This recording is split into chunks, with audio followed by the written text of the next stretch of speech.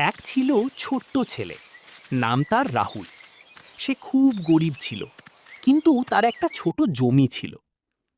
একদিন সে জমিতে চাষ করছিল। হঠাৎ দেখল একজন সাধু বাবা হঠাৎ মাটিতে পড়ে গেছেন। রাহুল দৌড়ে গিয়ে তাকে উঠালো আর নিজের বোতল থেকে জল খাওয়ালো। সাধু বাবা ধীরে ধীরে সুস্থ হয়ে উঠলেন।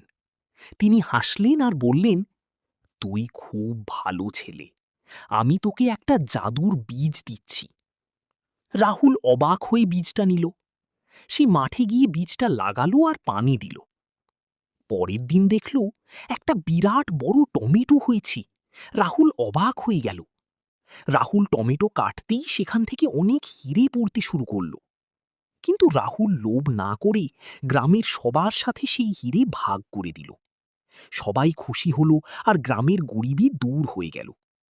দূর থেকে সাধু বাবা দেখে আশীর্বাদ করলেন। শেষে রাহুল শিখল, ভালো কাজ করলেই জীবনে জাদু নিজে থেকেই আসে।